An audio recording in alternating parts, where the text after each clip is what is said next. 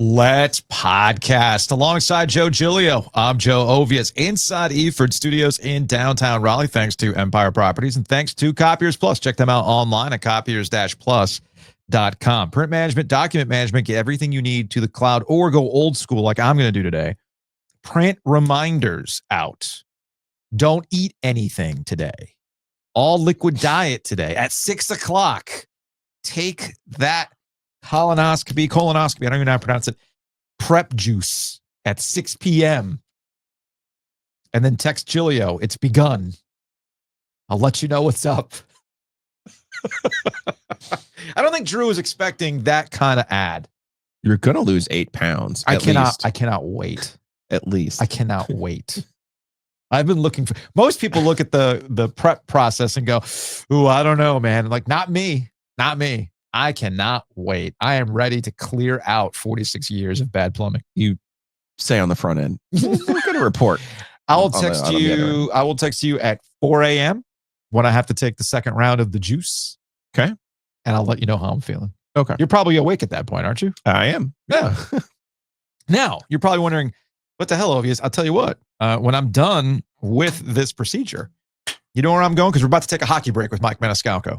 Happy and Hill? Gonna go to Happy and Hill. Because you're like, I just got a whole reset. I feel good about myself. And I'm not going to ruin it. I'm not going to screw it up. I'm not going to screw it up. So I'm going to get out of the gate and I'm going to do it right. Let's take a break. Let's take a hockey break.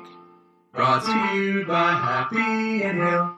In fact, Joe, while I'm leaving and I'm somewhat like regaining consciousness from having been put under. Yeah. I will go on the app and I'll use the promo code OG25. Actually, I can. I've already done that.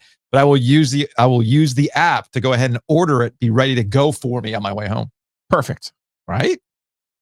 They're not going to recommend that. So you know. Why not? They're going to recommend like toast and something super bland. No, I'm using the reset as a way to completely change the diet the rest of the way until we have our 2 Roosters ice cream, until I go back to long leaf swine. But tomorrow, for one day, I'm going to try. Now, it's all about balance, folks, and Happy and Hill is fantastic. Go check them out. We're going to take a very, very long hockey break here with Mike Maniscalco with a little bit of a Canes free agency offseason primer, because it's about to get crazy, folks.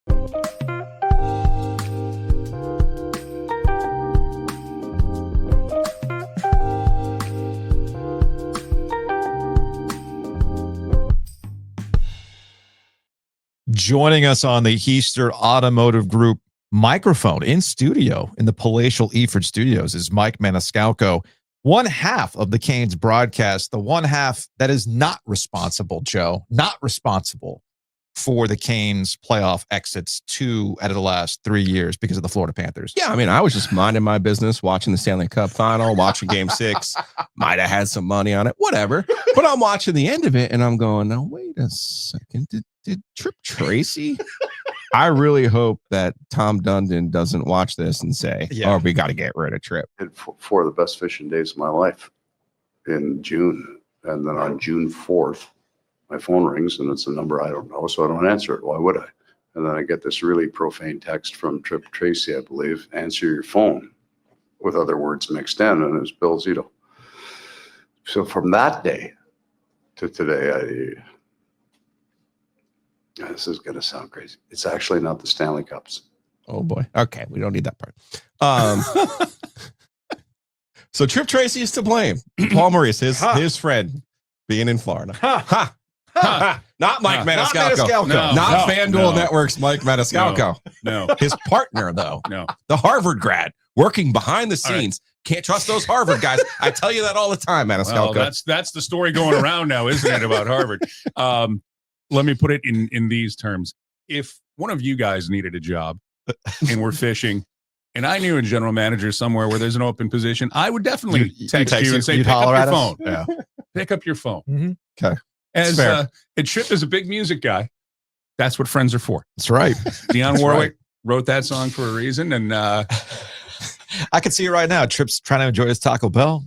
He spits it out because Bill Zito is like, why won't? It's like, what? And then here we are. Trip really is a Malcolm Gladwell book ready to be ridden, It's- isn't he? Yeah, man. Like forget Crosby, and forget Bill Zito. forget Kevin Bacon.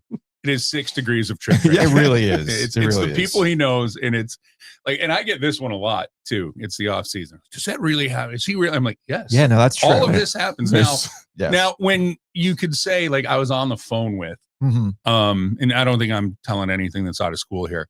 It's like, it's not a phone call in the intermission with Sidney Crosby, but I've seen him do that. But it's texts.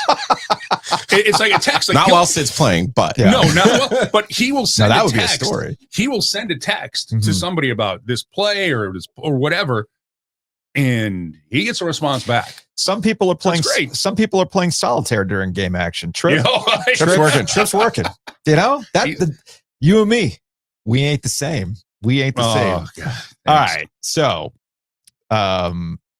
now that we've had some time to bake, all jokes aside about did you pay the man his money? Oh yeah, Yes. he's got it. Yeah. Yes. Okay. He's Oh, got it right here. yes. Nice. Big Good. thanks to Yes. Chris for Yeah, linking us up with that. Thank you, so Chris. since we do pay and trade here we do. in OG Media. The best kind of I'm trade. good. Oh, it's the best kind. I'm all for Now, it. okay, you asked me, did he get his gift? You're wearing the Roback. Has he been delivered the Roback yet? Oh yeah, Yes. that's done. We're Perfect. good. Oh no, Perfect. we're good. Good stuff. All right. So I was gonna wear it. I all want business- to wear it, but I'm like, is that too much of a show? Or do I kind of leave him going, hey boys, we can where's it? Yeah, still keep need it. freshening up the wardrobe Like I here. saw there was another 20% off sale Yeah, that just I know. happened. I'm just Longest saying. day of the year. What's going on here? So, all right, all business is Yeah. settled. Just like the Stanley Cup is settled, then I know this is my favorite fan level of cope, and I'm guilty of this. Look, man, what are you going to do when the Florida Panthers are doing what the Florida Panthers are doing the last 3 years? Yeah, that's my thing. The weird Right? from my perch, the weirdest story is the only team where it seems to be shameful that you lose to the Florida Panthers is the Carolina Hurricanes. Yeah. And I'm like, did we not watch what they did to the Bruins when they had the greatest regular season of all time? Did we not watch what they've done to Toronto, what they've done to Tampa? Look at Edmonton. I know. And it's a juggernaut now that once you get all of the parts of the machine rolling in a right direction, Mhm. you just, first off, they were bad for a long time. Mhm. And that's how they ended up with Aaron Ekblad, who was the first overall pick, and Alexander Barkov, who was, I think, a second overall pick.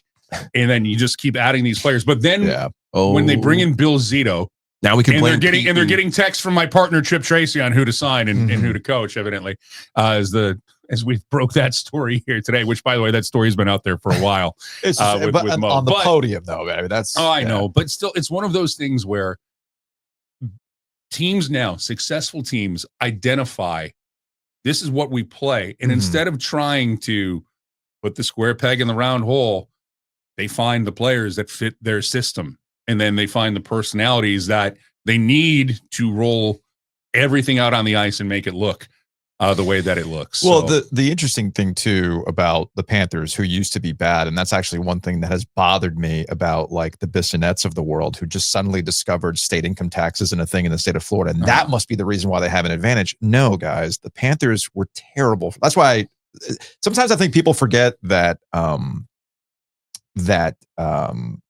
the commissioner of the NHL, Gary Bettman, was born in the fires of like WFAN sports talk. Yeah. Right. Like he wants to argue. He's ready to Yeah. go. He's going to push back on oh, you. I know. And I was very, very happy that he said, no, guys, let's go look at the 90s and most of the 2000s and how bad they were. It's just that they've developed a new culture that people want to be a part of, which gets us to the Carolina Hurricanes. To your point, I think it's kind of funny that it's bad that when the Carolina Hurricanes get knocked out by the Panthers, everything must be blown up. But you know who still believes in the Carolina Hurricanes, I should say? You know who still believes in the Hurricanes? Vegas. Ooh. I was going to say Dmitry Orlov, but go ahead. No. No, he did like this long interview about how good Aho and Jarvis Yeah, are. oh, yeah. and- yeah. No, but I was looking at I usually Great teammate, by the way. Yeah. Dmitry Orlov. I get Jimmy to send me the odds, right? Like they look ahead futures and all this kind of stuff. I know you're on the same email list for all the Vegas futures and whatnot. And the Hurricanes are like in the top 3, Yeah. the best odds to make it back to the Stanley Cup or Yeah. be Stanley Cup champions. So clearly it gets back to a system and a culture and everything else. And then we Yes. talked about with Eric Tulsky that part of the sell for the Carolina Hurricanes is the coach, Rod Brind'Amour, and the culture Yeah. that he's got. So that gets us to where we are now. And we're just a week out from the start of free agency, even though people are already obsessing about here and there. Well, the draft is a bigger thing for me. Why is the draft a bigger thing? because that's where the big trades happen. Okay, fair. And the Canes have all sorts of capital. Tons. So All sorts. All That's a sorts. technical term. Thank you. I'm out of the game now Yeah. with the technical terms. So all this is a big long wind up and setup for what we're going to see over the next few days with the speculation and everything else. And what I'm curious about is last year, the Canes kind of positioned themselves and we have to make some hard decisions to cap. That is not the case this year. They seem set. Now they can go out and make these big swings. So is that a fair assessment? And are we going to see some action? Yeah, completely fair. And I mean, I would just to return serve. I mean, didn't they show you this season that they're willing to take big swings? Yep. And I mean, in the last 2 years, they've been willing to do it. You know, Jake Gensel the year before, the Mikko Rantanen situation where depending on what side of the fence you're standing on, that either was a terrible thing to do or look at how it worked out at the end. I'm admittedly, I'm going to put on the Canes colored glasses for this. They took the swing, which first and foremost, I'm like, all right, here we go. Yeah. And then when you can see, well, probably not going to work. We're hearing all of the stories. And the funny thing is hearing and then being able to separate the truth from fiction on a lot of them. Oh, we did that. I know. Yeah, you did. But now it's a case of where you separate. There it is right there. You separate what the Canes got out of that situation. It's a pretty good haul, including I think Logan Stankoven's going to be in this league for a long, long time and be a really good player that the Canes identified fits the system how they want to play. I might have to ask the team employee to leave the room for this part, kind of like a radio where they do the trivia and you have to leave the booth. You have to leave the booth. Theater of the mind. Yeah.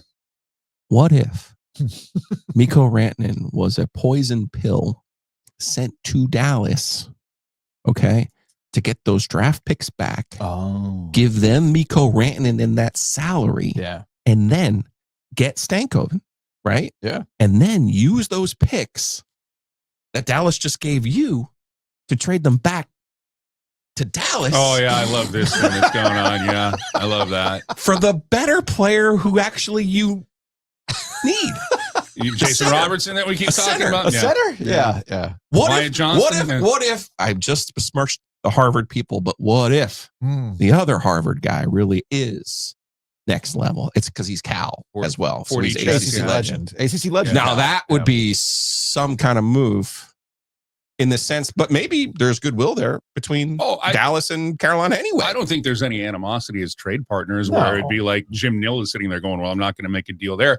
I just don't think that that's a deal where if Dallas is trying to win the Stanley Cup. Yeah. So I know, but they're also up against the cap. And that's fine. They're starting to make moves. If you've seen, they've made a few trades this week where they've cleared out cash. They've gotten Tyler Sagan on a lesser deal. You're saying there's other ways to do that other than trading your best player. Trading your best player. Yeah. Who you're going to have to pay. But hey, there's no state income tax in Dallas. No, that's right. Problem in solved. Texas. So, I mean, well, nobody's going to leave, right? Yeah, nobody's ever leaving. Yeah. So that's like, I'm so glad that Ovies brought up that storyline because if that's the case in every sport, wouldn't Miami and the Cowboys? Yeah, I mean, first off, every team in Texas, but still, there's a cap in the NHL. Yeah, you're right. Every team in Texas, every team in Florida, every team in Tennessee. Do I text Chris Morris now and ask him, hey, with this no state income tax stuff, why do the Dolphins still stink? Yeah, how about that? Why does every team in Florida keep winning except the freaking Dolphins? I hit your dad pretty hard this week. I sent them the meme of the dancing in the moonlight guys in the van. Yeah. It's everybody celebrating a title except the Miami, Dolphins. except the I mean, even the Marlins have won more recently than the Canes, and then the Dolphins have won a playoff game. But that's a playoff game. I was going to bring up the Marlins, but it also goes to ownership matters. Yep. The front office matters, trying to build that culture that matters. But to your point, Giglio, yeah, I do think that the guy who is sitting on that fourth floor office at Lenovo Center is looking at, instead of, because the Canes like to use their draft picks. Yeah. They do. I mean, selecting players in the draft. I think that this is the year where the abundance of draft picks that the Canes have, it's like, we're stocked. There's no more real room at the inn to add more prospects unless they're looking at moving out prospects to bring in an NHL level player. I know that you guys have free agency on the brain. I can't firmly talk about everybody because I don't know who's making it to July 1st. We always get to this point and a bunch of guys get. Yeah, we just saw Eric Robinson sign a deal. Yeah. I mean, 4 years. But you get you get a whole bunch of teams out there. Oh, this is going to be the number one free agent. Well, if he gets there. Yeah. But there is the guy who will be the number one free agent, Mitch Marner out of Toronto. He's getting to free agency. There ain't no going back to that situation. Can we kind of set the table here when it comes to free agency? I know that there are some names that people have obsessed over, but I mean, kind of like actually taking a look at it, I feel like free agency, especially at the position of need, seems a little thin for the Carolina Hurricanes. So if you're going to actually make the big splash, it's going to have to potentially come outside of free agency. It's going to have to come through the form of a trade. It's going to have to come through the form of, I don't know, you want to offer sheet somebody again? Can they even do that given the okay, I was going to say given their pick situation. Anyway, it just feels like we on the surface will obsess over some free agents, but I feel like if the Canes are going to solve that issue or address the need, it's going to come in the form of a trade. Yeah, I mean, there are 3 players out there right now. If we're going to talk about, let's fast forward. We're talking on July 1st. Sure. There are 3 players out there. If you're the Carolina Hurricanes, you make an offer to, and you get them to, and if they sign here, you're really good. 2 of them happen to wear Florida Panther sweaters. Although there's one of those guys in a Florida Panther sweater. No, absolutely not. Well, it depends on the Sam Bennett thing is a no for me. But he's a guy who I look at. I don't care that he hasn't had 50 points in the regular season in his career. That's not it. That's not it. Because like Joe and I were joking about it too. It's like the regular season for the Carolina Hurricanes, they're fine. That's not the point. The point is you need the playoffs. You need the dudes to produce in the playoffs, which Sam Bennett has consistently done. It's more about the years and the kind of money he's going to get and whether or not that goes with what we've seen from the Carolina Hurricanes since Dundon has taken over. Well, he went from a guy who was going to make, and again, I don't really, no, I don't really like, I don't really like talking about other people's money, but in this case we can because it's out there for public consumption. Right. They're like, well, is he a $7 million player? He is now, is he a $12 million player? Right. And in the old days, Detroit or New York would sign him and we'd be on our way. Yep. And nobody would really ever hear from him again. To be perfectly honest with you. The other guy, the number that I'd be worried about is the miles on the tread is Aaron Ekblad, the defenseman, who maybe the Panthers have to make this decision of we can't keep all 3. And Brad Marchand is the other guy. Oh man, Brad would be trade deadline acquisition. All for it, but the money because he can still play. Yes. The money, but more importantly for Marchand, it's the term. And I think that he's going to look for a 3-year deal, maybe a 4-year deal. Yeah. He can still play. Sure. The time to get Marchand was during the regular season this year because he could smell it. You know what I'm saying? Like that's a guy who's hit for all of his accomplishments, had only put his name on the cup once. I thought you were making a different reference to a facial feature they point out. No. He's leaned into that. And that's why I can do it. But what I'm getting at is greatest troll job in, by the way, internet history. And the losers? Social media. No, every team that had a player that they traded to the Florida Panthers or had gotten waived and the Panthers picked him up, he on his Instagram account took a picture of the player and tagged the team saying thank you. Oh, yeah, okay. He did it for like 12 guys. I didn't see that. I've only seen Brad hammered. I've seen the losers, Edmonton Oilers losers thing, and then of course they keep playing Pick Pony Club while they celebrate, which is funny. I think that was a specific situation to pick him up. That was the right time to pick him up. To your point, you don't overpay him for the next 4 years. You wanted him for this particular run. I think Florida was really smart to go and do that. And that's why. And I know people have very strong opinions about Brad Marchand because he makes you have those opinions for him. But he is the definition of the guy of hate him when he's playing against you, love him when he's on your team. So I think 2 things can be true. I think we're all on the same page that whatever you think the obvious answer is, that's probably not what the Hurricanes or Eric Tulsky is going to do. Sure. They're going to try and do something else. Now, the other part of this, though, is I think from these last 2 years, I haven't disagreed with them in the last 2 years. I have not. I'm going to make this clear. I have not disagreed with them that you keep the cap space. Maybe the summer isn't the time for doing all these things. Maybe at the deadline, you make a move, you change your team. I have not disagreed with them. But after talking with Rod Brindamore throughout this year, I think it would be a mistake to play the game the same way this year. I would build the team now and give them a chance to play together, get together, and become a winning team. Because I think they've relied upon, the parlor trick twice. Sure. That doesn't mean the parlor trick was wrong, please don't get me wrong. I think the actual guy that I'll go back to the third year. Actually, Max Pacioretty's the guy who would have done the things that Marchand did this year for the Panthers. You know what I mean? So I don't disagree with what they did, but after Rod really labored this year, go back to last summer.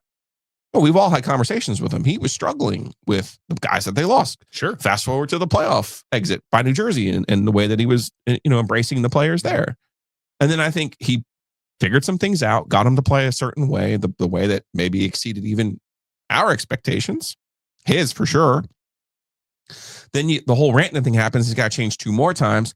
I think he was just kind of mentally exhausted by the playoffs. Yeah. Whereas this offseason is your chance now to set the table and say, and it's, what are we talking about too, by the way?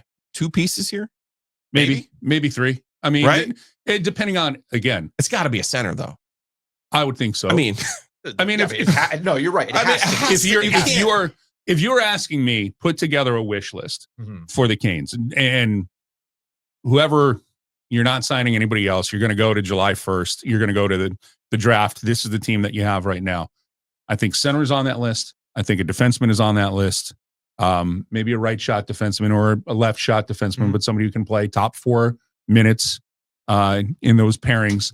Because, and that's, I'm looking at Dmitry Orlov more than likely is not going to come back to the Carolina Hurricanes for the money and the term and what. And by the way, I know that down the stretch, he got really easy to put a target on from the fan base and whatever.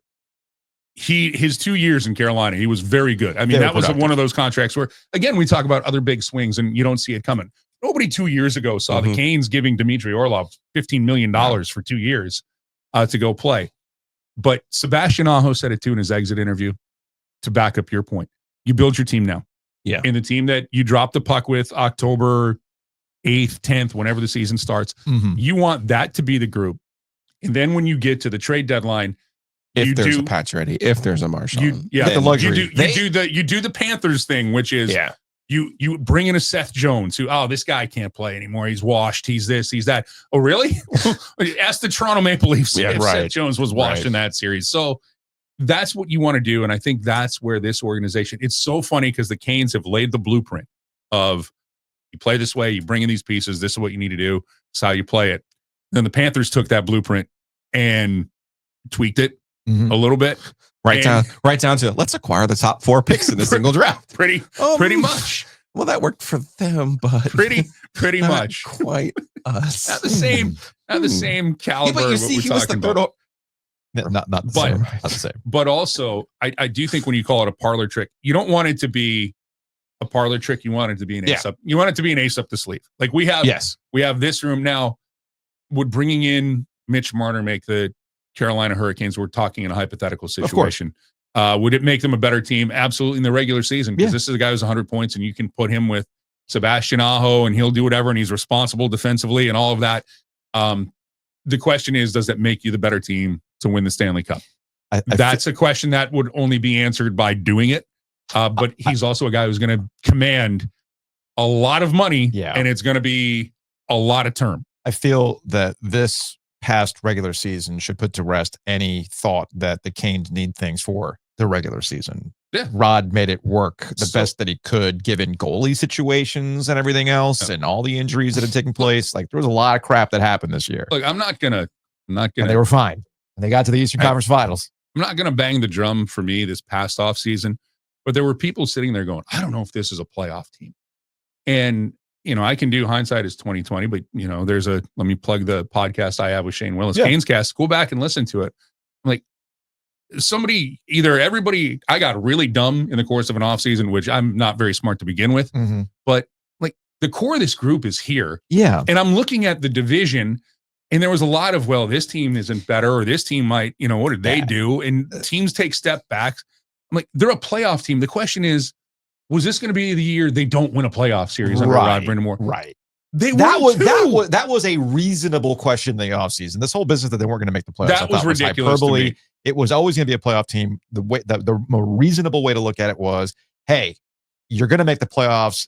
Roll the dice, see what happens. obviously we And it saw what did. happened. And it did. And also to the Canes' point, to Dundon's point, what he'll always say is that their window is different from our window and how they view these things. So, and that they were correct in that. I mentioned the goalies. I was actually talking to a buddy of mine who was asking about this, and I just explained to him, I'm like, they keep kicking the can down the road. And if your takeaway from this past postseason was goaltending was the issue, well, then I don't know what to tell you, because I don't think that was the case. But I do feel, as I was kind of jotting things down, like looking ahead, I mean, this offseason, I think is pretty clear. They need a second center, all that kind of stuff. At some point, the goalie bill will come due, though, for the Carolina Hurricanes. Yeah. So I am curious what happens with that tandem, because Kochetkov has a team-friendly deal in an insane goalie market, and Freddie is steady, and he's got that 1-year deal left. But I do feel like the bill is coming due, and I'll be curious to see what's coming down the line for that. So again, this goes back to regular season versus playoffs. Yeah. The question with Frederik Andersen, the only ability question is the availability. There's our coach speak for the day. And he was available in the postseason this year. So and he was, and you can tell me that Jersey was beat up and Washington, well, that was kind of fluky what they did there. Well, he was brilliant in that series. And then you get to Florida and they're just a wagon. I think that the Canes are looking at, okay, what is the goalie situation of the future going to be? But you still want to win now, right? And I'm trying to pull the silver lining out of here, and I'm not trying to be Pollyanna. The silver lining this year was they gave Pyotr Kochetkov the reins in the regular season. Okay, run with it and be the guy. And Joe's given the hand gesture. 1 week, you're like, he's the guy. Then the next week, you're like, yeah. High ceiling, low floor. Exactly. He is the definition of, high risk, high reward. When he's on, he's as good as anybody. Now, here's my belief. Not that you've got Connor McDavid or Leon Draisaitl, but I watch a lot of teams get to the conference final with goalies like Calvin Pickard and Stuart Skinner. Darcy Kemper won a Stanley Cup with, again, Colorado was a wagon with the team that they had in front of them. So it's how you view the position and then what you want to attach to it.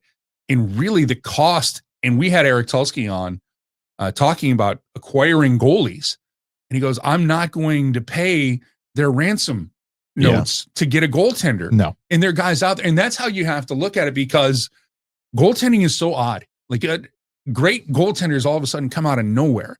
You can say, oh, you drafted him in the first round, or you drafted him in the third round, or yes, you're coming out of Russia. Now Russia, yeah. But it's for me or America, because we've got a bunch of good guys just when the playoffs come in. And again, it's that question. Hellebuck and gotta play when the money's on the table, man. I do agree. They're at least in the game when the money's on the table. I do agree with Eric Tulsky's general premise that you could win the Stanley Cup with replacement level goaltending. I do. But you have to have the team in front of that goalie. Yeah, like when you mentioned Colorado, and I think ultimately that's kind of where the rubber meets the road with the Carolina Hurricanes, right? Like, I feel like there's probably a podcast somewhere in Edmonton, and we saw a little bit of this in New Jersey and Washington as well. There's a podcast somewhere in Edmonton going, we have these two tippy top guys, but it would be awesome if we had a bunch of really good third and fourth line players. And, we're over here saying, we have a whole team. We got a whole plane full of third line players and an unbelievable defenseman. But man, we could use a tippy top scorer or two. You guys do a great job. Here's me throwing some flowers to you. When you do like specials and one-offs about the history of, or let's go back to this year. One of the issues for the Hurricanes for a long time, and now we're going to go on decades, is they've never been bad enough to get those tippy top guys. Like you said, Florida bottomed out. And even in the pray for Maniscalco, in the pray for Maniscalco years, they never bottomed out. Well, because, and honestly, you'd rather bottom out than be in the middle. You don't want to be, eighth from the bottom. You want to be, dude. You lived it. No, you were in Richmond at the time, but in your old hometown of Buffalo, that was always the Bills' problem. Oh my God. Well, no, Look at the Sabres now. Like I genuinely feel bad for the Sabres in the sense that like all of their former picks are now like lighting the fucking league on fire. Yeah, and you're sitting here going, but again, no, that goes to Why? front. No, but that goes to front office. It goes to coaching matters. Yeah, having the right pieces in there, and that's why with this Canes team, I have no hands up and hand wringing. Oh God, I look at this group and be like, they're steady here. We know what we're going to get out of them. What do you do to now push them over that hill? And it would have been at some point, Edmonton, God, they were after 06, they were at the bottom of the league for almost a decade. Yeah. And they had multiple first overalls. Multiple. In fact, one of them is with the Carolina Hurricanes now. They ain't all created equal. No, they're not. And I think Boozer twins, I'm talking to you. Jeez. We're out here triggering Duke fans. Wow. This is Joe's new, like, Tyreek Hill thing. I'm like, if you think the Boozer whoa. Just say. Whoa. You are in agreement with me. Not every 5-star number one recruit is the same. I get that, but also look around. That's another conversation. But I'm going back to where the Canes have built this. They didn't have the number 1 or number 2 pick where they got Nathan McKinnon. Now, they did get Andrei Svechnikov when and I will say they won the draft lottery that year. I was going to say, the lottery. They went from 11 to 2. That's winning it. I mean, the Sabres got Rasmus Dahlin, and he's a fabulous defenseman, but they're not winning with that guy. Giglio mentions Edmonton. How much of that is we're still paying for the Wayne Gretzky trade? Like that's real thing. It's like, we'll get you. We'll get you down the line. Coastal Carolina's coach finally got thrown out of an NCAA tournament. Like you say, history rhymes. Yeah, but did he bump the umpire, or did he fall, or he was arguing for 2? No. That guy's post-game press conference was amazing. We'll get to it in a second. It'll come up in the lightning round. But I love that stuff. But the way that this group is constructed, I think that you're right. This isn't going to be throw money at all of the free agents, and things are better there now. It's there very are strategic what they need. There's also more room this year than there has been the previous 2 years. Yeah. I will say that. The last conversation I had with Dundon was like, hey, he was named the worst owner or whatever it was by the agents. He's like, that's fine. I don't want the agents to like me. But I also don't think people realized there was nothing else we could do. No. Like we didn't have any room. We had to manipulate and try different things. So now they have the room. You have room. That's why the Seth Jarvis deal looks the way that it looks. You got to get creative sometimes. Right. So, and they did. And look, this group, how they are constructed. And I'm not talking about the team. I'm talking about how it's run. Yeah. It's not our typical, this is the guy who's got the last word and pounds of fist. Everybody wants opinions. Like this is the one thing where Tom Dundon is really shrewd as a front office guy. Yeah. Mm-hmm. He listens to everybody. Yeah. And he knows he has the final word, but he is a guy who you can convince him. Yeah. This isn't the right play, even if you think it's the right play. But it takes a lot of convincing, and you got to be sure to get there. But he'll business Tom as Rod likes to call him. But he'll listen. Business Tom. He will listen. Business Tom will listen. And you have the best coach in the league. I really believe that. Yeah. It's John Cooper. It's Rod Brindamore. Paul Maurice has now thrown his hat in the ring with what he's done with his Florida team. But and even Mo says it. I don't have to coach the team. They coach themselves. So then why is he in the handshake line? That's a whole. We'll actually close on this. Is it lost on everybody that the two teams he didn't want to shake hands with were the two teams that had fired him, or in the case of the Carolina Hurricanes, fired him twice? Is it lost on anybody? Evidently, yes. Okay. I just wanted to point that out. I just like there's so much ancillary crap that people love to get upset over. I mean, it was sports. weird though. It was weird it was weird to see Paul tell Rod. But hey, what I'm saying is like if Rod is watching this, he knows where I'm coming from here. He might. If I'm Rod, I would have been like, cool. Yeah, cool, but I'm going to go shake hands. You don't have to shake my guy's hands, cool. And then we'll talk about it. But I go back to what was it? It was the Belichick assistant when he was coaching Denver. The offensive coordinator forever. McDaniel. Yes, Josh McDaniel. Josh McDaniel. Thank you. And it was, remember, there was the game, and I think Tebow won it over the Pats or whatever. And Belichick just does the wave. Like, peace. Hey, peace out. Yeah. And everybody's like, oh, classless, Belichick, blah, blah, blah. And Belichick or McDaniel was mic'd up for the Game for NFL Films because it was a big, hey, it's the student versus the master. And they're doing spoiler. They're doing the stretch lines, right? I don't know how this one is. You've seen, but have you seen this one? They're doing the stretch lines, and Belichick comes up to McDaniel. He goes, "Hey, when the game's over, let's not make this a big to do. I'll just, just a wave and a walk off." Yeah. And McDaniel goes, "Yeah, that's cool. Probably the best thing. I'm good with that." And then it turns into a big thing. This turns into a big thing again. I'm not speaking for Rod. I think if Rod had to do it all over again, and I think he will now, he's going to go through the handshake line. I'll tell no you matter what. The handshake line is Joe with the astute point. No, I'll tell you what the deal is. I'll tell you what's going on here. Ooh. What happened with Maurice is funny. What happens when you win? Maurice is the same guy. He's the same analytical soup. Like he'll use the big SAT words to wow you with his brain. But dry sense of humor. Oh, he has always had a dry sense of humor, man. And it's funny how it repositions itself when you win. When now you're the bad guy. And that's the thing about the Panthers that I think the NHL has not done a very, very good job with, is they want everybody to be a face. No. Sometimes you need a heel. No, you need heels. You mentioned the Patriots. Bill Belichick and the Patriots were the heel. Yeah. Kansas City this past season, they kind of tried to force the issue of them being the heel. They just weren't kicking everybody's ass for you to buy in that they were the heel. They just like, how do you keep getting? That's how the refs became a thing. How do you keep getting away with it? The Panthers and Maurice with the wins transitioned over the heel because when you get cerebral, like master, mastermind, he's like Megamind. Am I wrong? No, he's a little bit like Megamind. He's like over explaining to you how I'm going to defeat you like a Bond villain, right? Except that he doesn't get beat. Yeah. So you're like, there's nothing worse than somebody who wins all the time now. And it's Belichick went through it as a Yankees fan. When the Yankees hired Joe Torre in 1996, nobody wanted him. Nobody wanted him. He was a loser. Couldn't win. He's a loser. This is your hire. And then Joe Torre. I remember my dad saying that. Joe Torre, 10 years later, is writing books about being a genius and master strategist and all of these things. Meanwhile, my dad, rest his soul, will come down from heaven for one day and be like, "Why didn't he bunt on Schilling?" Like he will still say that. He's the same guy. I'm like, he's the same guy. Like he talked about all the buttons he pushed. That was great. Same guy. So you run down again.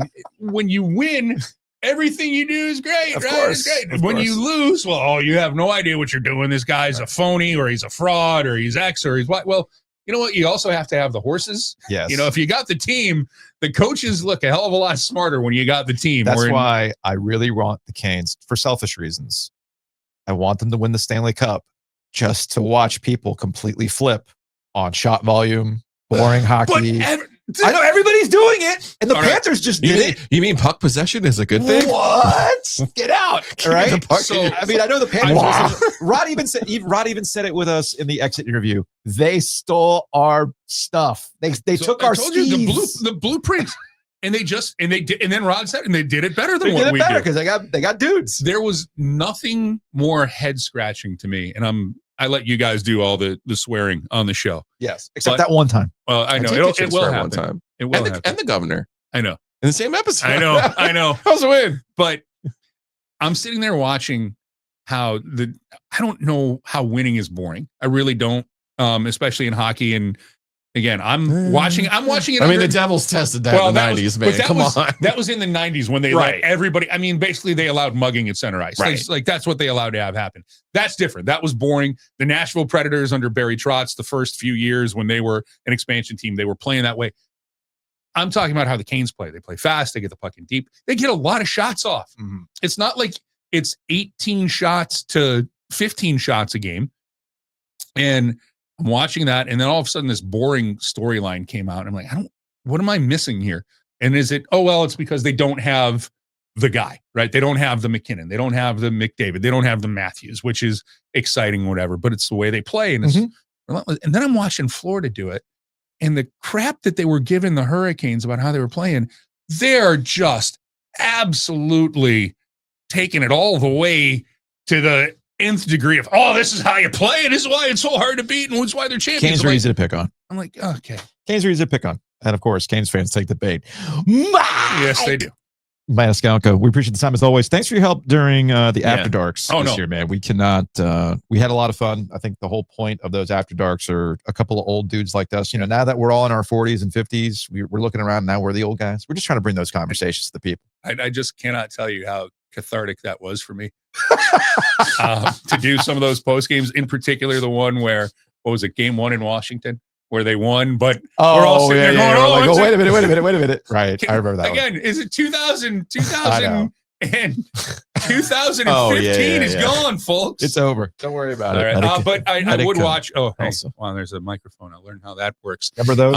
I will watch vaguely. Yeah. I will watch the draft for what the Canes are going to do. I think if there's going to be a big swing, that'll be this is where teams that need to shed some salary, the Joe Giglio ridiculous, I'm going to trade you back your draft picks for your best player offer that's out there. And if it happens, I will come on this show and I will be, Joe Giglio needs to be a general manager in the NHL today. It's not my theory. I'm just saying. But you're putting it out there. But watch the regular lead up to the draft and see who's trying to move in, move out. Yeah. Because there are a couple of teams that are really cash strapped and they need to move players out. The question is, are they the right players for the Canes? So we'll see. But they've got a lot of ammo. And then when July 1st comes around, July 1st, and a lot of general managers who I've talked to in sports when it comes to free agency, but for hockey, they're like, this is the dumbest time of the year. It is. Because this is when a general manager will be labeled stupid for the contract that they hand out to somebody. This is true. Mike Maniscalco, Canes play-by-play. All right, man. Thank you. We'll talk to you later. Thanks, guys. Housekeeping is brought to you by Enovana. Check them out online at enovana.com. Green cleaning solutions. If you have mess inside your mansion or trash in your cabana, get it clean with Enovana. Did I time this procedure with Enovana visiting the house tomorrow? Yes. Yes, I did. Apologies in advance. Big thanks to Enovana for sponsoring Housekeeping. Man, we got some big things coming up. We have... I was going to say, is this housekeeping or an actual meeting? Well, let's get through some like real legit housekeeping items here before we get into meeting mode. Okay. We have the Sports Podcast Festival coming your way on August 23rd. That's week 0. This deal, buy one, get one, full price, next ticket $30, is only good through June. So act now. Use the promo code SPF25. Neighbor Rick did it from the pool yesterday. You can do it from anywhere. He went to therialto.com and he bought his tickets. Buy one, get the next one, $30 with the promo code SPF25. Again, that's SPF25. Better get it now because this could be the last Sports Podcast Festival we ever do, given the world events going right now. Who knows? Who's to say? So you might as well take it all in. We got some good ones coming up. Okay, go ahead. So also, if you're going to be dreading World War III, you might as well do it in comfort. You might as well go to our OG3anglemediashop.com pop-up. The summer pop-up is here. Folks, you can get amazing comfort colors swag. You can get the 3 Towers. You can get the Drunk Wolf. You can get it in a normal comfort colors pocket tee, or you can do it in a sleeveless. You go full tank top mode. Also, we got the hats. Hat Vault is in effect. While the trucker hat is back, this is the one and only time you're going to get the rope cap, the golf-inspired OG Golf Classic in the Masters colorway, Carolina colorway, and a nice navy and white colorway, which might be Duke related. I don't know. So here you go. Go to OG3anglemediashop.com or just click on the link within the YouTube description or the podcast description. And then that way you go directly to the basic shop. The way this works, by the way, I know some people have already ordered. Because it's a local company and we build up some orders and then we ship them out. So after you order, you can probably expect shipment in about 3 weeks, just giving you a heads up on that. So don't freak out. It's just, again, we accrue a bunch of stuff and then basics will ship them out. Just wanted to give people that heads up. All right. It's meeting time. What do we got? Okay. So on Wednesday, we will have the top 10, the much anticipated top 10 losses. Yes. Since 2000. I think most people have started to figure out what is on the list. This is true. I think maybe why they're on the list might require some explanation. So looking forward to that. Why else do it if we're not going to explain it? Yeah, looking forward to that. Now, the week of that starts on the 30th and goes through the 4th. I'm out. We're not here. Oh, that's right. We're not here that That's week. an OG hiatus week. Okay. You are going to be off the following week. Yeah, so I am going to Glacier. So we will have a interesting week that week.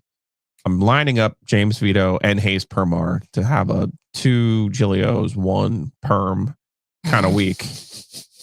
We will be at the Roosters on a very special edition of the Roosters to promote our ice cream. That comes out in July. On the 8th. It's Okay. a Tuesday. We'll be at the home base though at Person Street. That week, whether I don't know if it will be with you or without you, we will have the Mount Rushmore of war machines. We will have we will have the top 4 best teams since 2000. That's a you production for sure. Okay. Okay. All right. And then when you come, it's your coined phrase. and The then war when machine. you come back, you have to be here for this one. Yeah. On the 16th, we will have the Mount Rushmore of coaching searches. Oh, Since 2000. Ooh, coaching searches. Yes. Okay. And then we will be on the 17th, which is a Thursday, proper OG Live from Shady's, where we will tap a keg of OG Light. Come out and see us. That'll be a 4:00 show, a 4:00 special show. Speaking of, we're having a meeting. Whit told me that the next canning run for OG Light will be, I think, next week or in the next 2 weeks. So we need to secure where they will be available. Okay. I have some ideas for that. Okay. And then, of course, that gets us to the kickoff, which is July 21st, 22nd, geez, that'll be 23rd, here before we know 24th. It actually starts on the 22nd, so we'll be down in Charlotte for that. So We're going all the days. yeah, Very excited about that. and then I don't have us for best of history in August, but I'm sure we can come up with. Well, we still need the sound bites, remember? I'm efforting the sound I was gonna bites. say, the question is, can you do the sound bites without the sound bites? Yeah, I think so. you can. Yeah, I think Okay. I can find it. I thought it If was you a very If you good- give me until August, I think I can find one of the Mount Rushmores. It was that's one of necessary our to me. listeners. I thought it was a really good idea because a lot of times we mention These sound certain bites. sounds, and Right. I know at this point there's a lot of people who are like, "What the hell are you talking about? Happy Thanksgiving?" Or you know, what do we like when you reference this? Like, Our radio people told us that you take away those runs, and we outscored them by 19. So so like you're like, what is that? there's What a is it? plane waiting for you. We could do the top 10. It doesn't have to be a Mount Rushmore. Okay, we could do the top 10 because I sound know bites. we have those other ones somewhere. Yeah, they got to be somewhere. So Bite okay, the we'll do tire, not on the list though. that. No, that will not be on the list. All right, is our meeting over? We're done meeting. Guys. Okay. Well, Giglio mentioned it. We got the 2 Roosters ice cream flavor, the OG flavor, coming out soon in July. So go to 2roosters.com, take advantage of the fan favorites that are back for June, and then be ready to be amazed by this flavor. A lot of people are like, is it ice cream flavored ice cream? No. Is it going to be, what did Jacob say? Like, are you doing some sort of Cuban coffee cannoli? No. Some dulce de leche? No. We're actually going for that number 1 spot. There's one thing that you and I both agree on, and that is peanut butter. Yes. And peanut butter flavored things. Mhm. So here we go. Peanut butter is not a year-to-year proposition. Peanut butter No. is not a one and done. Peanut butter is a war machine, though. Peanut butter is an absolute war machine. One of the greatest to ever do it. Okay, no best. doubts about that. So, Thank you, George Washington Carver. so we're gonna do that. 2 Roosters. Go to 2roosters.com. Big thanks to Matt Davis over at State Farm. The OG Summer of Savings continues. Have you called Matt Davis at State Farm yet? Do you know how you can save money on home and auto? Just start the conversation. Call them 919-779-8277 or visit insuregarner.com. Big thanks to Mosquito Authority and Pest Authority. We've been having a really rainy summer. This is the kind of stuff that helps breed mosquitoes. Unless, I mean, dude, the storms that I've been getting in Raleigh Oh. have been brutal. I'm like, it's like My backyard. roaster hot. It's Kenny Rogers roaster hot. Oh, right without now, a doubt. so- And what's not helping is the fact that I know, at least in my backyard, the ground is still wet from some of the major Yeah. storms that we've been getting. And that's breeding for mosquitoes, unless you take care of it with our friends at Mosquito Authority and Pest Authority. Go to bugsbite.com. You can find ways to bundle and save. Giglio's rocking the Rowback right now. You can rock the Rowback as well. Hope you took advantage of the longest day of the year sale. You could have saved 20% off. You didn't do that. It's okay. We still have ways for you to save 20% by using the promo code OG20, RHOBACK.com. We spend a lot of time talking about the things that we wear. Giglio's rocking his polo right now. I'm wearing the shorts right now. They're super, super comfortable. Kelly finally was like, hey, give me your computer. Here we go. What do we got here? Because we're going to be taking this trip. She's looking for things that are comfortable, but also look good. Yeah. She's like, I got just the place. the Roback hoodies. She's like, I like the Roback. Do they make them for women? I go, yes, they do. So we're on the Roback site yesterday. I got some shorts. You know what they make? That you were like, who wears a 5-panel hat? Well, apparently, Roback customers wear 5-panel hats, Joe, because I bought a Roback 5-panel hat. I was very excited about that. When I saw that, I was like, I even sent it to you. I'm like, I know. see, they make a 5-panel It's hat. not just me. It's not just me being the weirdo who loves a 5-panel hat. So I went and picked up that 5-panel hat as well. It's all at Roback. Use that promo code OG20 if you haven't yet and save 20% off your order. If you have used it, you can always use another email.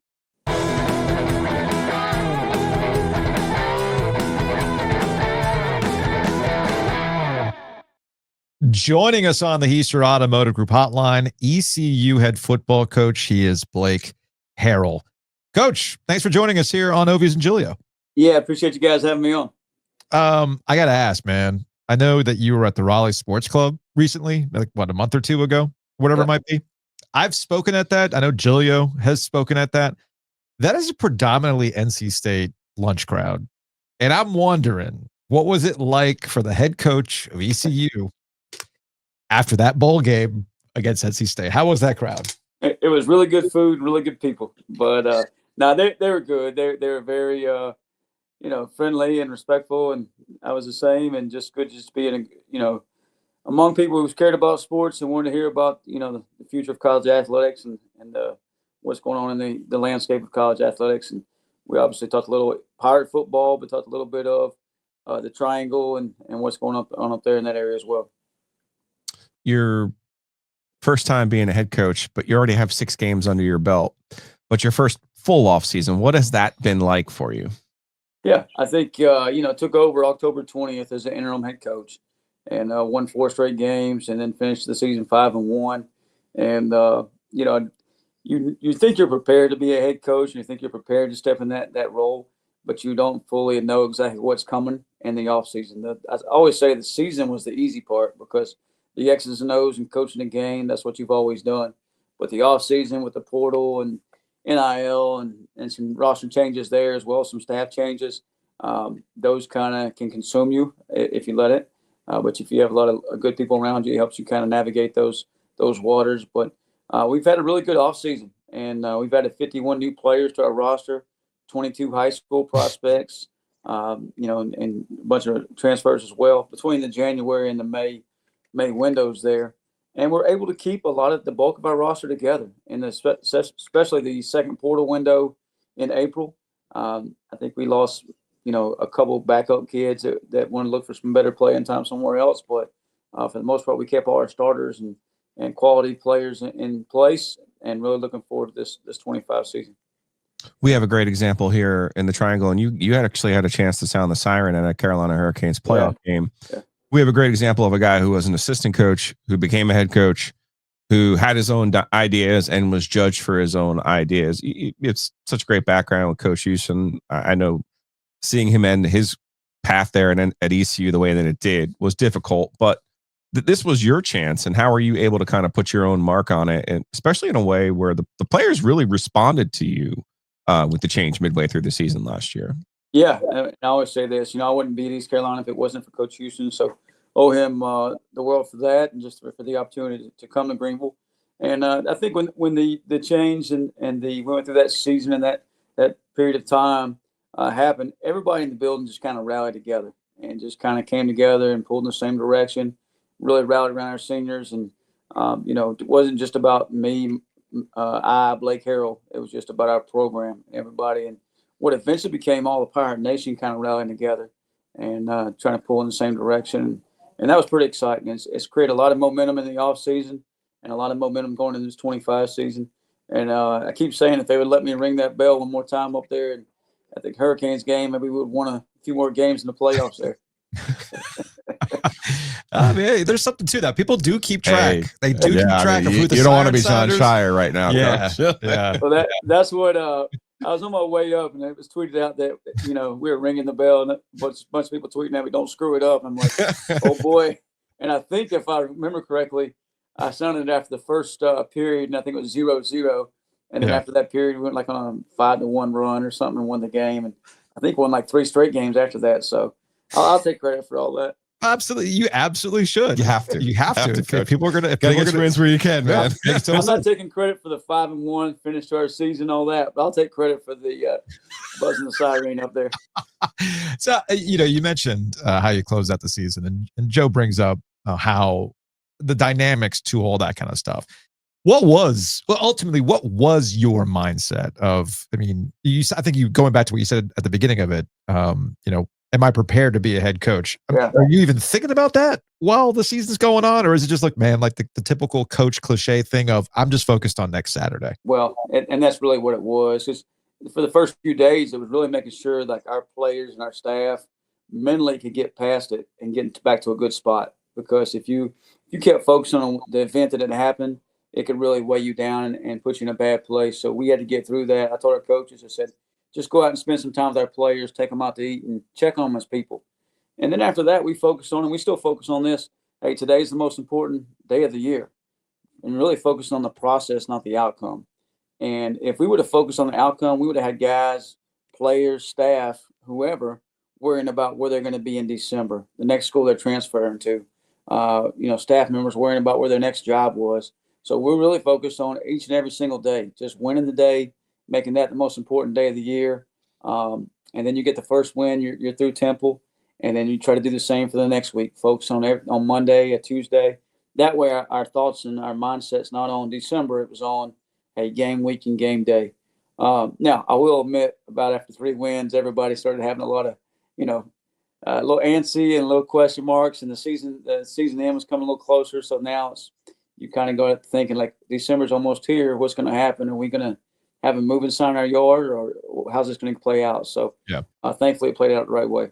Yeah, I was going to say that's tough to focus on, and yeah, ends up with you being the head coach. Ends with a military bowl win over NC State, but now you got to do it again, right? Yeah, I mean, clearly, Dave Doran is not going to forget what happened in the military bowl, so you just gotta back that up. No, and that's that's like I tell our players just the other day. That was 2024, and this is 2025. There's not one stop in that game or one score in that game we can carry into this game in the future. And I think both rosters will be very different. And I know Coach Doran, he's done a great job up there just over the years, and just very impressive of the job he's done up there at NC State, and always has hard-nosed football teams, and respect the heck out of him and his coaching staff. And I know he'll have those guys ready to go, and certainly a different atmosphere for sure.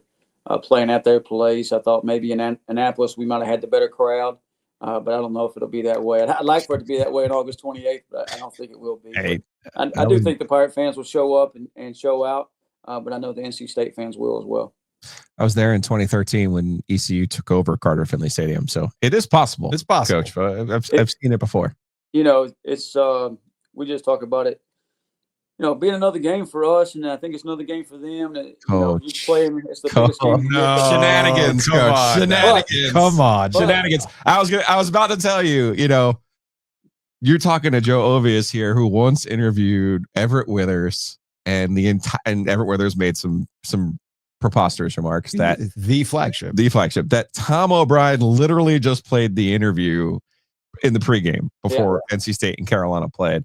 I got to imagine when Dave Doran kind of nonchalantly said before the Military Bowl, "Hey, they're not our rival." They're just kind of this. It wasn't verbatim little old ECU, but come on, Coach, that might have been replayed or played. I think before the Military Bowl. The fans probably play that stuff out a little bit more than the coaches and the teams. And what I mean, all I mean is like we're focused on the process and making sure we're prepared for the moment when we get there. And I think if you just focus on NC State, focus on it being a big game, and they have all those things, all you're worried about is the game itself. You're not worried about every single day and the process of getting to that day. So I am curious about this. You talk about the changes. You talked to the Raleigh Sports Club, and you're talking about the changes in college football. We have the House settlement and things like that, and there's time to discuss that. But we've seen over the last couple of years players transfer from one rival to the other. right? I mean, we Yeah, see this locally with basketball. Van Allen Lubin going from Carolina. His top receiver started his career at State. Yeah, your top receiver. I mean, heck, I could say that Makarevich going from ECU baseball, Tennessee State baseball. You talk about no rival. I tell you what, there's people had some feelings about Makarevich. You're making a face. You know, people had feelings about that, right? So I wonder about the mindset as you've experienced this both firsthand, with a football player and what you've seen at ECU. How is that player mindset now? You, me, Joe, we're all around the same age. I think you and I are actually the exact same age at 46, and that we have our mindset of what a rivalry is. Or man, you can't go play for that guys. Or like, I want to take it out on those guys. What's that mindset now with this age group? I think once they get between the white lines, it doesn't matter. They're ready to go compete. That mindset's the mindset they have. So they're ready to go at it and ready to go do that thing. But it is different than what we kind of grew up like. You would have never played at North Carolina, then transferred to NC State or vice versa. It was just too much bad blood there. But I think within your locker room, you earn that respect, and you earn respect from your teammates. That hey, we're going to go. If they're in the mindset, if you can help us win, we'll take you within our program. We'll take you within our family. And if you can go help us win and help me get my goals, which is championship, to the next level, whatever it may be, they'll absorb you within that locker room, within that family. You start your season with 4 games outside of the American, and then you get into league play. Do you like that? Do you like that setup? It's kind of what we've had the last several years. Yes and no. I mean, we've got a tough NC State. We got a tough BYU. We have to go to Coastal Carolina. Yeah, I mean, you have a challenging. It's a challenging off season. If you come out 2-2, 2-2, it's you feel pretty decent about it.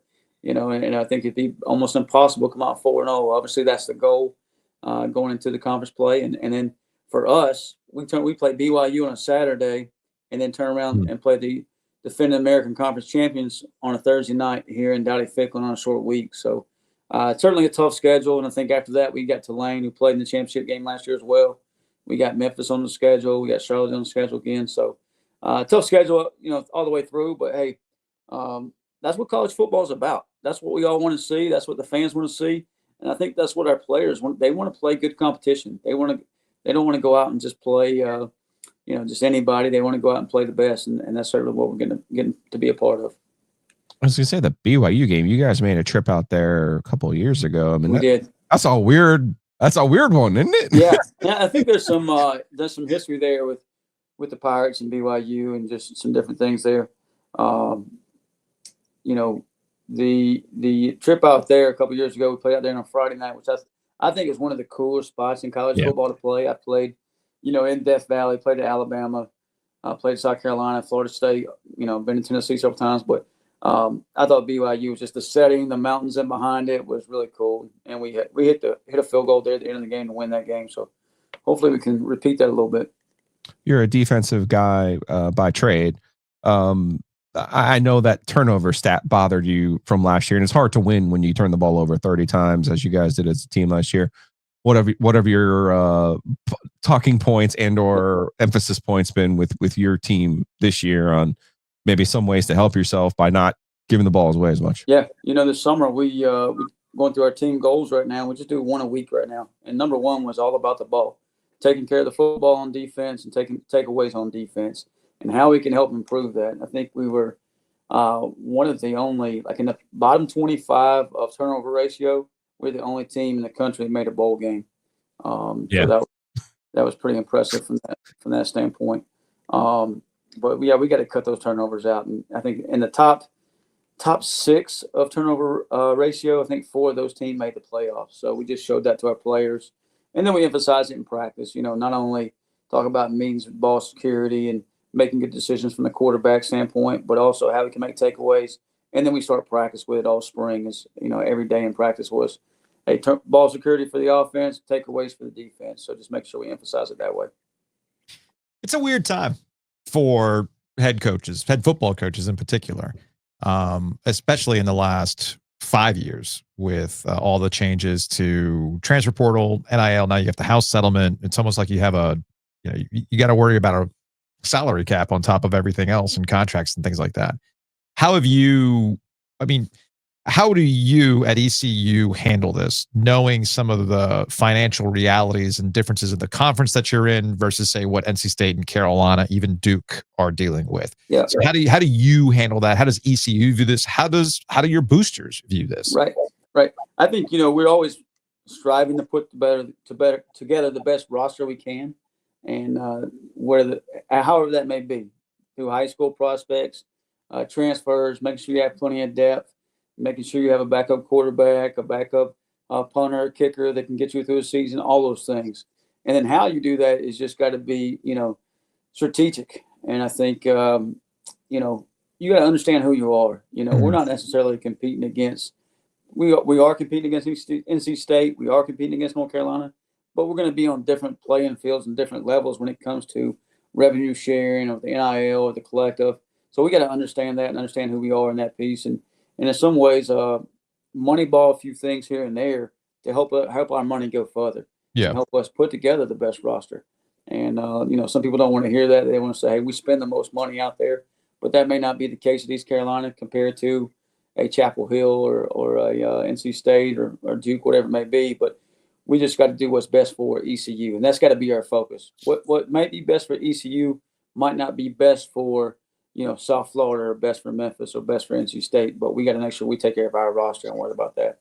It's weird too, because you're dealing with some market realities, difference of ECU and your conference and the Power Four and everything else, but you also have access. You mentioned the college football playoff. As with the expansion, you do have access to these things. So you have a balance of we might not have the biggest budget, but we can still put a football team out here that can get somewhere, mainly the college football playoff. So how do you talk to the administrators and boosters about that dynamic?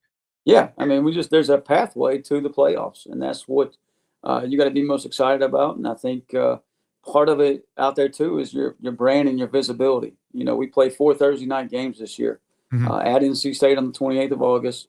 We have Army at home. We're at Tulane, and we have Tulsa at home as well. And just that visibility of being on national TV, on the ESPN and the main show there, not a plus. It's just huge. And then the fact that the American Conference and what we want to call the new G6 is probably the top conference out there. It definitely spends the most money, has the most TV revenue. So eventually that will be your top conference that makes it to the playoffs every year if the system stays in place the way it is. One thing I've learned, Coach, in doing a podcast and radio before that is you got to play the hits. You're already familiar with this in the sense that you're struggling a little bit. Let's put a new quarterback in. Caton Hauser last year, you put him in. I know it's that easy, Coach, right? That was it. Right. You just got to put a new one in there, and it changes everything.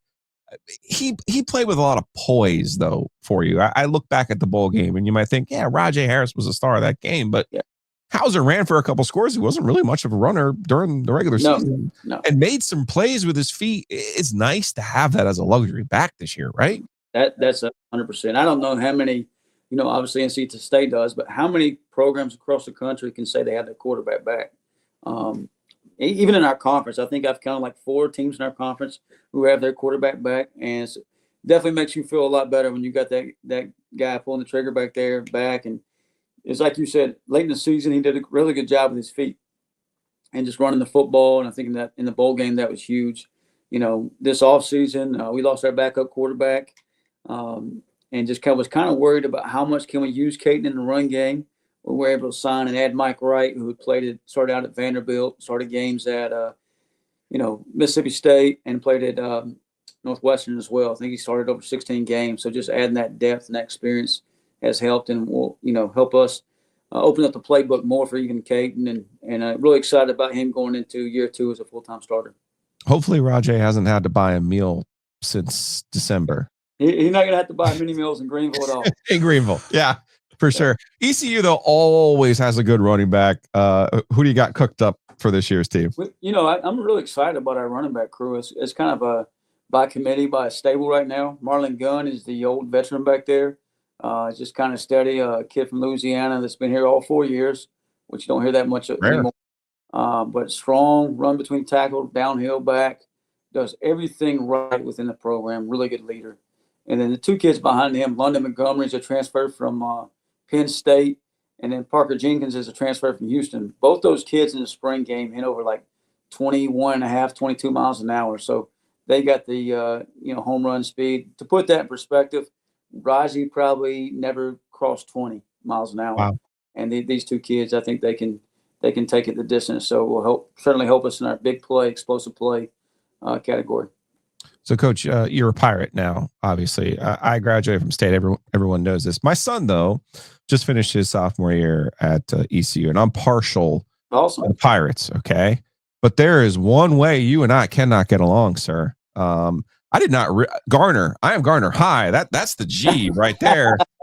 You were at Fuquay for a year? Oh yeah, for a whole year. Okay, so now it ain't about ECU and State right now. This is about Garner and the FV, man. Meanwhile, Enloe has no conversation point right now. Although, look, hey, Ryan Clark's doing a good job over at Enloe, but yeah, probably. No, this is just a blood border feud between Fuquay and Garner. Like so. So I think Fuquay was actually my first defensive coordinator job, and a buddy of mine. We went there together. He's actually still the head coach there, Jeb Hall. And okay. It was a really good spot. I think my first game was against Enloe, first or second game. So that was like 2004. 2004. Yeah, 2004. Before any of our players were born. How about that? Yeah. Or most of our players. We got a few guys getting their 6th and 7th year there. They might have been born before then. Fair. Did you enjoy your year? My dad was a high school football coach for 25 years. So did you enjoy your time at your high school stops? That's how I started out. I mean, I coached at McDowell High School, Fuquay Marina, Franklin High School. When I went to school at Western Carolina, I actually drove back and forth across the mountain. And I didn't play college football. I drove back and forth across the mountain and coached the JV football team. I was the offensive coordinator, and we were running the triple option, but we were hurry tempo back then. So I was going to say the wing tee was in your background there, Coach. Oh, had to be. But that's, kind of knew as a young age that I wanted to coach and mentor young men and really thought that that's what I would be as a head high school coach and got blessed along the way to get to the college level. And, was a high school coach, Division II for 7 years, FCS for 6, and then East Carolina. So certainly kind of made some steps along the way and been blessed to be everywhere I've been. Fuquay's changed just a little bit in the last 20 years. Yeah. Just a tad. Yeah, Joe had asked me to text Nick Stevens, who has covered high school athletics for a very, very long time. And I was like, all right, like, give me a little Blake Harrell, little background. 2004 Fuquay. He's like, no, man, David Riggs, like, Wake County legend. Because I guess what? They hadn't won since the 70s or something like that. Like, actually winning a title, right? That's right. And David Riggs, so he was at McDowell, took me to Fuquay Arena with him. Yeah. And his wife and me and my buddy, we all lived in the same apartment complex. So we would go over there a couple times a week to have spaghetti at his house and have a few players over, and just was really good fellowship and just taught me just, how to treat people and, do things the right way. And sometimes I think as a young coach, you can get all caught up in winning and try to, speed things up. And he was just kind of slow down and let's do things the right way. And certainly turned out to do a really good job there. Well, appreciate the time. I appreciate the time to catch up with us here in the summer. I know things did they ever really slow down? No.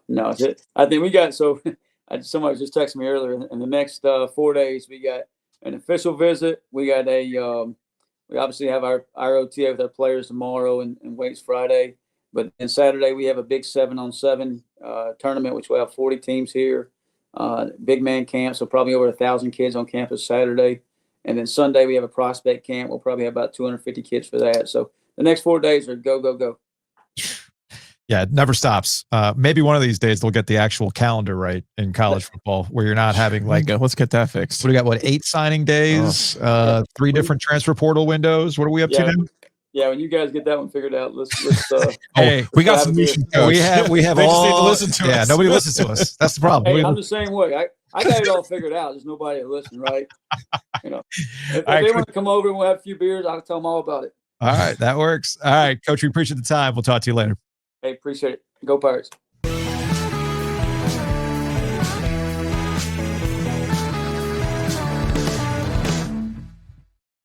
Big thanks to Hometown Realty. Check them out online at myhtr.com. It is an interesting market right now in North Carolina, and the best navigate that, what you thought worked 6 months ago or a year ago might not be the case now. So you want to stay up with the trends. You want to know what's going on with the inventory, new construction. Hometown Realty is going to help you out with that. So contact them today. Go to myhtr.com. You can buy and sell with confidence. Big thanks to Whitaker and Hamer. Giglio mentioned it earlier. We're going to be at Shady's on July 17th. In the meantime, Shady's, it's run by the folks at Whitaker and Hamer. You need small to medium-sized legal business questions answered. Well, they can do that for you. Or if you're somebody like Joe Giglio, who could just get arrested by a pedestrian cop at any moment, well, you might need some legal representation, help you navigate that. These are the things that Whitaker and Hamer can help you out with. They're all across the state. Check them out online at wh.lawyer. They can even close. Maniscalco was leaving here because he was going to go close on some things.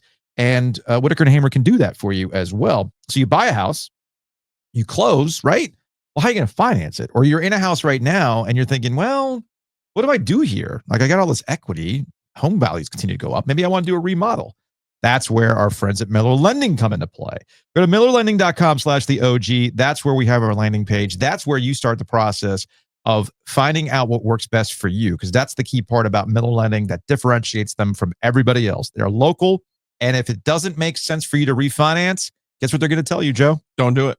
That's what they did. That's what they told you. Yeah. Until it was time. Mm-hmm. And with no closing cost, you say flexible. So let's say the rates come down in the next 6 months. Guess what? You can refinance again. Your situation changes. You can refinance again. That's the beauty of Miller Lending with no closing costs. So contact them today, 919-447-3377. So let's see, you bought this house. You financed it through Miller Lending. You took it to Whitaker and Hamer to close it. But I know what's going to happen next. What's going to happen next, Joe? You're going to be sitting there. Your wife's going to tell you to put up 28 blinds on the windows. And you're going to say, no, I'm not. No, I'll do it. And then all of a sudden it'll be like 3 days later, you'll be blistered. There'll be holes, like in holes next to holes next to holes. You're going to need to pay somebody to plaster all the holes you made trying to hang the blinds. Was that a beam? Is that a support beam? It's not. Oh, okay. Do I need to use the little screw thing? Do I need to use a screwdriver? There are certain things in your life that are worth more. Your time is worth more than you fiddling around with screwdrivers and all this other nonsense when you're trying to put up blinds and take care of your windows and your window treatments. So Blue Moon Blinds is the answer. 919-980-9815. Call them today.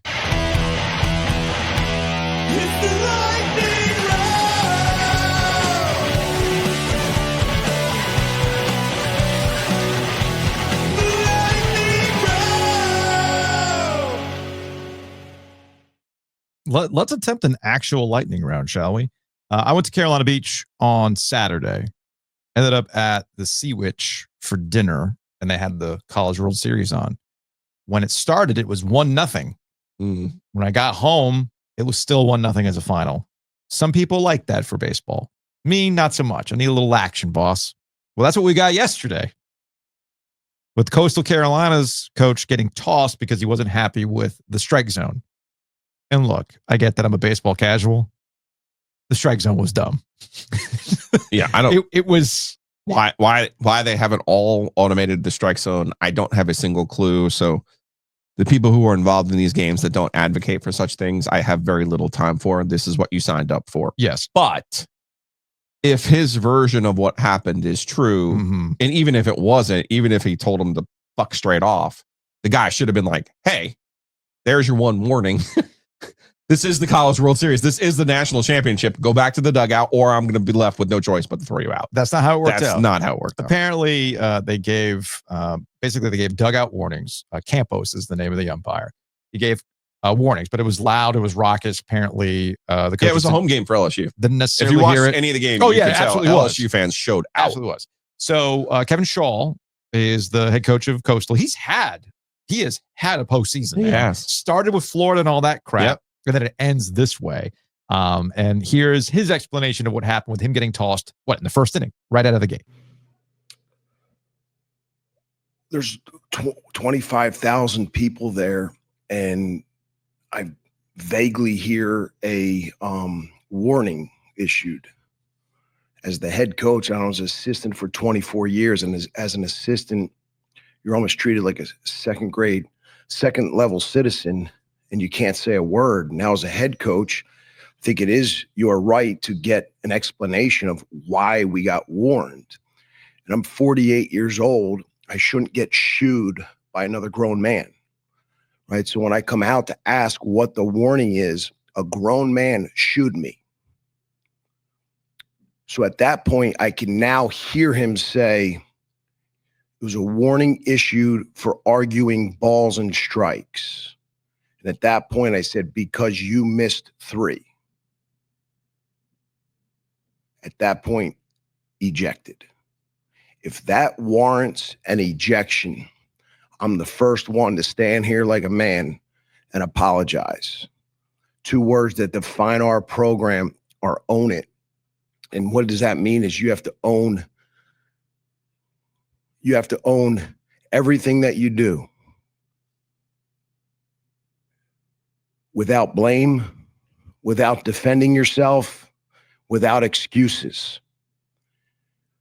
If you guys watched the video, there was a guy that came in extremely aggressively, tripped over Campos's foot, embarrassed in front of 25,000, immediately goes 2-game suspension and said, bumping the umpire. Immediately does that. There was no bump. He was embarrassed. I shouldn't be held accountable for a grown man's athleticism. They'll retract it though, because now it's excessive. And the reason why it's excessive, because I was trying to say, I didn't bump him. It is what it is. But if that warranted an ejection, man, there'd be a lot of ejections. And he's right about that. I He's hate absolutely right about that at the end. Yeah, I hate it for Coastal. Yeah. You know, we made a big deal about my birthday, which was back on April 25th. Mm-hmm. The game 1 loss was their first loss since I turned 50. Yeah. They had run off 26 games in a row and ran through a pretty good Auburn team down at Auburn. So it wasn't like, oh, they've played nobody. They've also played a bunch of teams in the ACC and the SEC. So, and you don't know when you're going to be back. I hate it for them. And then he gets thrown out in the first inning. That's garbage. Now, the flip side of this, LSU's 2 pitchers were outstanding. Outstanding. And there's not a whole lot you can do with a 1-0 game that they had lost on Saturday. No, I mean, there's really nothing. They had a guy thrown out at third base in the second inning or whatever it was, but like their LSU's pitcher on Saturday was just perfect. Yeah. Near perfect. I didn't watch Saturday's game. I went and looked back at the box score on Sunday morning. I'm like, oh, okay. They could not compete with their pitcher on, and even then it was only a 1-0 game.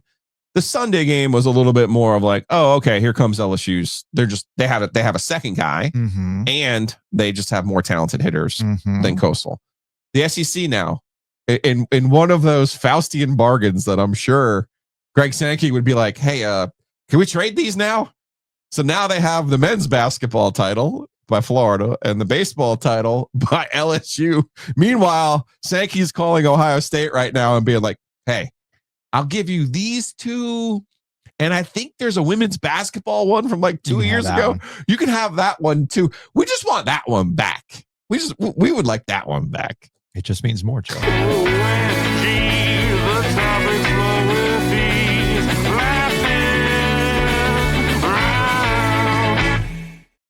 To the NBA Finals, where OKC finally did it. Not with the big 3 we thought could finally pull it off, however many years ago, when they had the likes of Kevin Durant, which we'll get to in a second.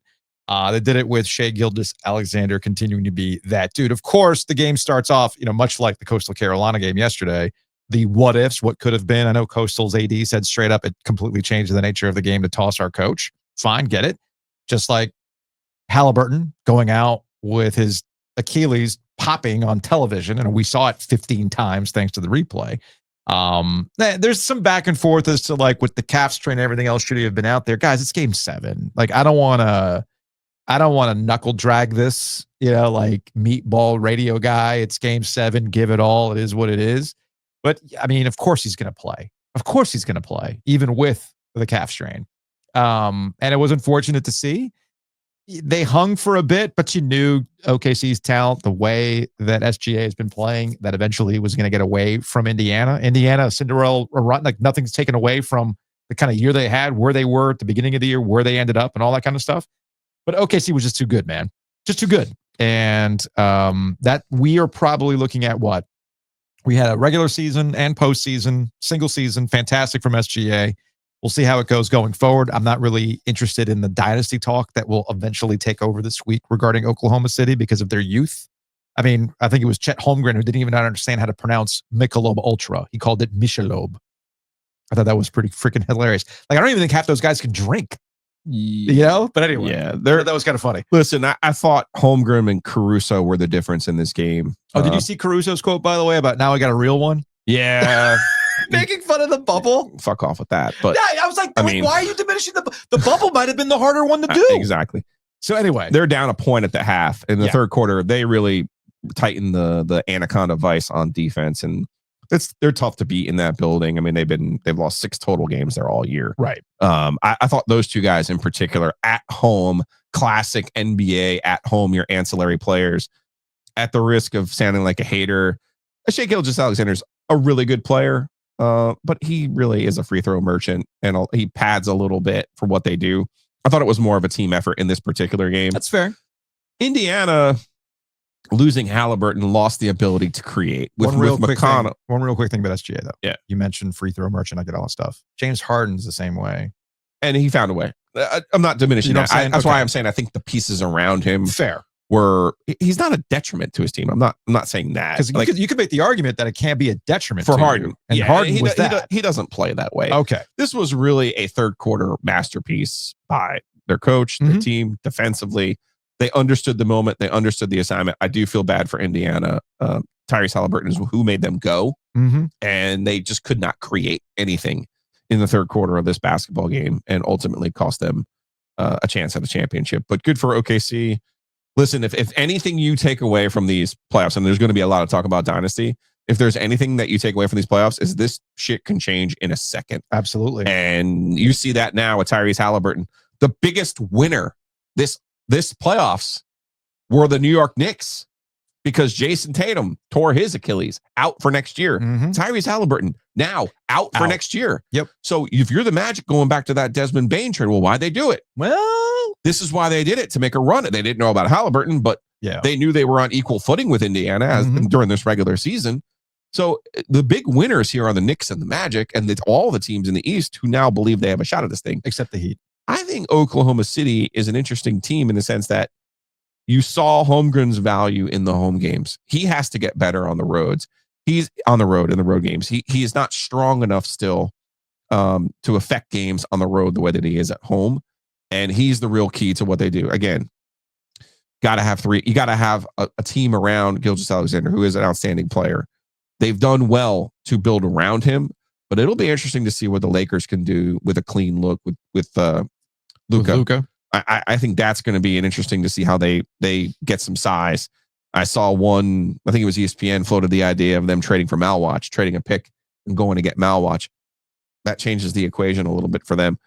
I think the NBA, you got to slow down with the dynasties and faces and all this other stuff. And just let people kind of, this is also a classic NBA game where people act like, oh, the NBA stinks because they don't have this, they don't have that. Just watch the games. Both of these teams in this series were outstanding defensively, and we all act like, oh, nobody plays defense anymore. No. Defense has defense legitimately won this title for Oklahoma City. It also is the reason how Indiana got to the final. The whole idea that defense is not played in the NBA is an old trope that's like 20 years old. The teams that go on to win these things, you still hear it. There's a consistency of actually playing. Speaking of Caruso and the bubble title, not to the Lakers were the best defense. Not to go into my Heat bag with the LeBron James and all that kind of stuff. As much as people got wrapped up in LeBron James and Dwayne Wade and Chris Bosh and all that stuff, when they needed to clamp it down in the fourth quarter during that 4-year run, when LeBron could guard you 1 through 5, they do that because of the defense. Now. You mentioned the NBA. I think the NBA's problem, this is probably a longer conversation to have when we have more time in the midst of summer protocols. I feel like this NBA finals presentation, something finally got through to the decision makers based on the negative reaction they've been receiving for the coverage. And I know it's something as simple as the introductions. Yeah. Which they didn't do because they wanted to cram more commercials in. Well, when you just treat it like a normal, like I love Red Panda, but what is Red Panda doing for a halftime show of the NBA Finals? You know what I'm saying? Like every other championship has like this spectacle to it. But for some reason, the NBA has gotten away. Even the NHL, the Stanley Cup Finals have spectacle, man. Like TNT is sitting here showing you like the very dramatic national anthems and all this other kind of stuff. And it all adds to like, this is a big deal. The NBA, I think, finally got shamed into, well, not the NBA, the broadcast partners finally got shamed into, guys, this is a big deal. Treat it like it. And we'll see if there's some actual changes that go forward. Because to your point, you got to 7. At least it was a very entertaining 3 quarters of basketball before things got completely away from Indiana. But you got to treat it like the spectacle that it is. It's the freaking finals. There should be some pomp and circumstance to it. There are many topics for lightning rounds today on OG. But it's the NBA we're talking about. We have to talk about dynasties. We have to talk about the face of the leagues. We have to talk about old players and how much they still have left in the tank. And that's where we are with Kevin Durant, who got traded from the Phoenix Suns, who are their own freaking mess, to the Houston Rockets, who many people feel are ahead of schedule, and they've added Kevin Durant. This all happened during Durant's session at this Fanatics Fest that was taking place in New York. Headed to Houston. How does that sound?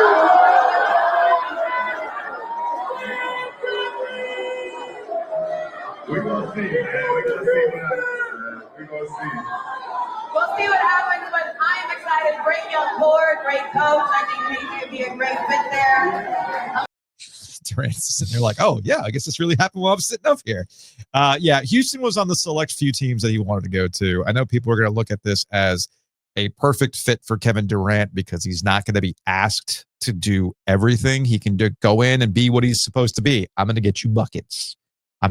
You can mask me defensively. I get all these things. My question for Kevin Durant is, as we just saw with Jason Tatum, and we just saw with Halliburton, and what we've seen with Durant's own history, availability is key. Will he be, if Houston's ahead of schedule and they think they can really make a run at this with him, will he be available in the postseason is the question. That's the risk. Everything else makes sense, except that one thing. He's, what, 37 now? He's 36. 36. I think this was a mistake by Houston. Okay. Straight up. He will be 37 by the start of next year. Okay. I think Jalen Green right now at 23, I would rather have Jalen Green at 23. Jalen Green was their leading scorer this year. Okay. They believe in some of the younger guys that are coming up. But anyway. They traded 2 starters, whatever you think of Dylan Brooks. Yeah. They traded 2 starters for one guy who, let's go back to our hockey conversation. I would take Kevin Durant at this point like a Brad Marchand. Mm-hmm. I would say if we have a chance at it, we add him. He could have 1 game per series that he pushes us and help us win 1 game per series. You're talking about the San Antonio position where he could have been that. Correct. This, you're trading 2 starters, including 1 23-year-old. This reminds me of the Celtics. Remember, the Celtics tried to trade, were interested in Kevin Durant in the previous cycle. Mm-hmm. And the Nets wanted Jalen Green and Jalen Brown, excuse me, wrong color. Jalen Brown. And the Celtics were like, Jalen Brown's better than Kevin Durant. And you want a package to go with it? No. So Jalen Green now in this trade, you gave him Green, Brooks, and a pick. I don't like this. Honestly, I don't. And this is not about Kevin Durant. It's more so about, I don't think it helps you. I don't think you were just one player away who's going to push you now. And I don't think Kevin Durant's good enough at this point to win series by himself. He can win 1 game per series. And you got to put him on ice the whole fucking regular season, by the way. I think that's, again, getting back to what I was saying about how the NBA is presented. We're in a really weird spot in the NBA that you and I have lived through, I think, twice over now, right? We're in a very interesting transitionary period where we're going to look back on a very particular golden age of NBA basketball with these names: Kevin Durant, LeBron James, Dwayne Wade, Steph Curry, Klay Thompson. I mean, I can keep going, right? You just saw who won it's the who we're identifying going forward, like Minnesota and Anthony Edwards, right? Like we're in this next, like we got to stop thinking that this guy is the reason why you're going to be the winner. Same with LeBron James. LeBron James in the same boat in LA, in that I can give you a series. LeBron James has won titles though by being the bus driver. Kevin Durant has never won a title as being the bus driver. And that's another interesting thing. I think it was Dragonfly Jones who said Kevin Durant at 26 couldn't win a title as the bus driver. So why does Houston think at 36 he's going to win a title? It's not even it's just there is no such thing as a Kevin Durant hive. You know what I'm saying? Like there's a LeBron hive, there's a Steph hive. Like there's even a Jason Tatum group. Kevin Durant, when he finally calls it a career, is going to have one of the most interesting positions in NBA history. And people want to call it player empowerment or whatever it is. Or you just look at it and, man, I just want to hoop and I want to go somewhere to win. I'm a little bit of a mercenary. And we can't love you that way. We can't love you that way. Especially when you're not the bus driver, like you said, if you're not LeBron James. I think Kevin Durant has an argument to be the best scorer in the history of the NBA. The way that he can shoot at his size, handle the ball, all those things. Ultimately, I'm not sure what that gets him.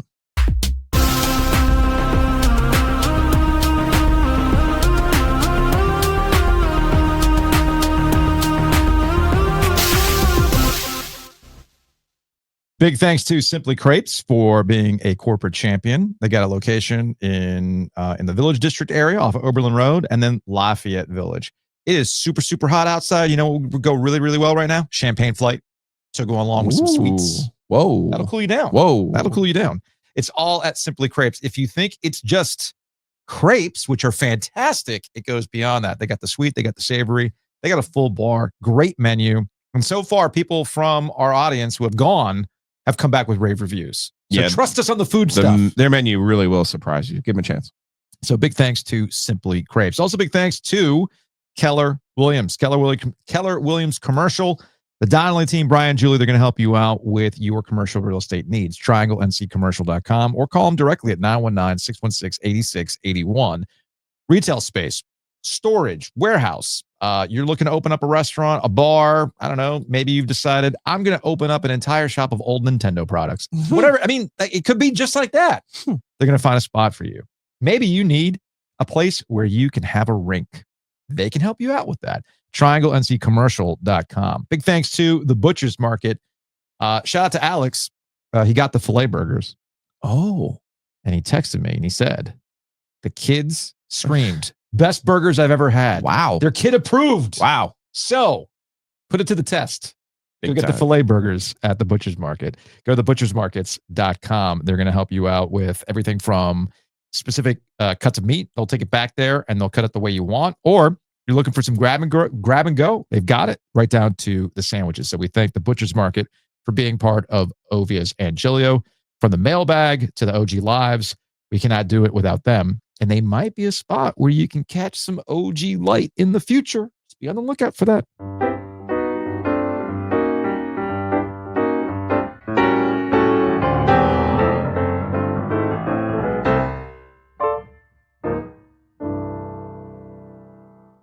So should I do like a 4 a.m. Ask Me Anything? Getting ready? I should have, you know what? I should have done a live podcast coming out of anesthesia. No? You don't think so? You don't think I'm going to be functional for Wednesday? I'll be functional for Wednesday. You don't think so? I mean, we'll see. So tomorrow's going to be worse than you think. We'll find out. Yeah. You might get one of the best You Were Right Joes, if that was the case. It's not even that. It's just like, yeah. Yeah. Look, long story short, don't be one of these dudes that takes forever to get things checked out. Okay. Just don't do it. I need to get my shingles vaccine. Oh, okay. You do not want shingles. No, that sounds terrible. And I turned 50 and I did have chicken pox. So I do need to get my Yeah, shingles I will also need to do that when I get to your age because I had chicken pox. Not fun. Does chicken pox even exist? That's a podcast for a different day. I guess that is. Like, honestly, like, because I remember when we were kids, man, we got chicken pox. Like, it would hit a classroom, dude. Mm-hmm. It would hit a classroom. Yep. I've not thought about chicken pox in a really long time. Nor should you really have to. No, you're right. But you shouldn't have to. But you know what? You make a really good point. 919 444-2211. Call the OG Sports phone and curse or don't. There is a backlog of calls with the losses. We seem to have touched a nerve. Hey, Joe and Joe. Calling in to give my take on the list of worst losses in the Triangle in the last 25 years. And I'm thinking of NC State football for this one. I almost went with the 2018 loss at home to Wake Forest inexplicably on a Thursday night. But I think there's one that is actually significantly worse in my mind, which is the one I'm going to go with. And that is the 2006 season. You could talk about it as a whole, but particularly the Akron loss at home, second game of the year. Thinking about the context of that situation, like how you're feeling before the game and how you're feeling after the game, that was one of the worst ever, right? It's Chuck Amato. It's a make or break year. We keep thinking he's going to break through. He's going to be the second coming of Florida State. Tony Baker is coming into his sophomore year. He's going to put up numbers.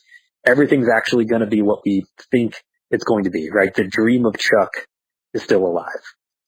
And then that game happens. You lose at home to Akron, and you realize it's not happening. Like that was the end of an era. It wasn't the end of a game, wasn't a bad showing. It was the end of this idea that we are going to rise up above and be on the same tier as a Clemson of Florida State. Right? We go 3-9 the rest of the whole season, like 2-8 or whatever after that game, including a loss to ECU at the end of the season. Just a dreadful, dreadful year after that. And it was always the Akron game that started that slide, right, in that season, where he had to come to terms with the idea that Chuck Amato is not that guy. Phillip Rivers was that guy. And that's why we reached the heights we did. And Phillip was long gone at that point, and the Chuck era ended. And to me, the ending of that era was that 2006 second game of the year loss to Akron. We did not reference that one in our honorable mentions, the Akron loss. And it will not be just to give you a pro tip. It is not in the top 10 either. The Akron's not in the top 10. There's Chuck's got his own special spot in the top 10. Can we do a Mount Rushmore of Chuck Amato? We could have. That would be the Akron one would be on there because that was when he started making all these excuses. That's when it was over. That was when it was over. Yes. Yeah, but no. There's Chuck's well represented in the top 10. I'll just put it that way. Anyway, like I said, there is a backlog of these calls. We tried to cycle through as many of them last week. I believe of all of our top losses, whether it's the honorable mentions or the top 10 that we're going to do on Wednesday, there are some that we are going to miss, mostly from the honorable mentions. I think, I'm hopeful, fingers crossed, that Wednesday's episode with our top 10 losses, people will go, yup. There won't be too much quibbling, hopefully. Yeah, I think the main quibbling is the 2016 title game. That'll be the one that most people. Yeah, I get that part. Still kind of. I get that part. Yeah. So we'll hit that to you on Wednesday. Obviously, through the summers, no show on Tuesdays. We'll see how I go tomorrow. I'll give you updates. What? You have this smirk on your face related to this. There's certain things you just don't need to. Yeah. You know what? The life coach recently wrote about this. Really? Yeah. Planet Reynolds. Wow. He just did one of his top, his pet peeves. Yeah. And one of them is about this particular sense of humor. He's like, nobody wants that. I was like, well, I'm just telling dudes to go take care of your health. Go do these things. I might be a year off from when I was supposed to do it, but the point is, I'm doing it. Right. I should have done it last year, but I'm doing it this year. So go out and do it. Dang it. We'll see you on Wednesday. We'll see how I'm feeling.